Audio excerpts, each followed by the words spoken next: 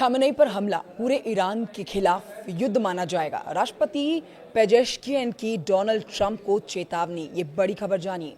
Iran के राष्ट्रपति Masoud Pezeshkian ने रविवार को अमेरिका को चेतावनी दी कि देश के supreme leader Ayatollah Ali Khamenei पर किसी भी तरह का हमला युद्ध की घोषणा के बराबर होगा।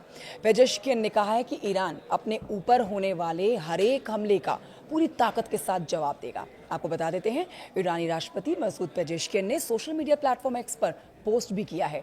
उन्होंने अपने पोस्ट में लिखा है कि अगर ईरान के लोगों को अपने जीवन में कठिनाइयों और परेशानियों का सामना करना पड़ रहा है तो इसका एक ही मुख्य कारण है, वो है अमेरिका और उसके सहयोगियों के द्वारा थोपी गई दीर्घकालीन शत्रुता और अमानवीय प्रतिबंध।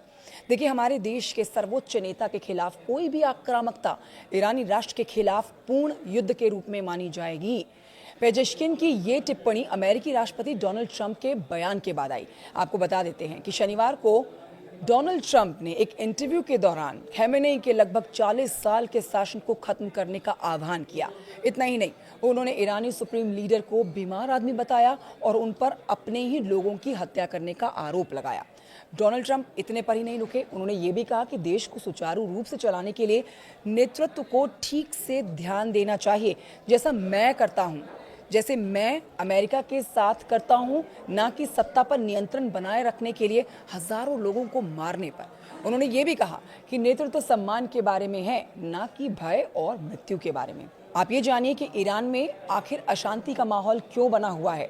देखिए, ईरान में अशांति की बात आप करते हैं तो ये अशांति 28 दिसंबर से है। देश में बढ़ती हुई कीमतें और आर्थिक परेशानियों को लेकर गुस्सा तेहरान से पूरे देश में अलग अलग शहरों में जंगल की आग की तरह फैलता चला गया। विरोध प्रदर्शन बढ़ते गए। ईरानी अधिकारियों ने 8 जनवरी को इंटरनेट और फोन सेवा को पूरी तरह से बंद कर दिया। अब देखिए, इस कदम से ईरान का सबसे ज्यादा जो नुकसान लोगों की मौतों को लेकर हुआ, उसके सही आंकड़े ही सामने नहीं आ पा रहे हैं। इस कदम से पूरे ईरान का ज्यादातर हिस्सा बाहरी दुनिया से कट गया। ईरान में लगभग पूरी तरह से इंटरनेट सेवा ठप होने की वजह से मरने वालों की सही संख्या अभी तक साफ नहीं हो पाई है। प्रदर्शनकारियों को गिरफ्तार किया गया। पिछले हफ्ते दिए एक भाषण में खामेनेई ने पहली बार स्वीकार किया था कि हजारों लोग मारे गए हैं। उन्होंने हिंसा के लिए अमेरिका को दोषी ठहराया और प्रदर्शनों का समर्थन करने के लिए ट्रंप को अपराधी कहा।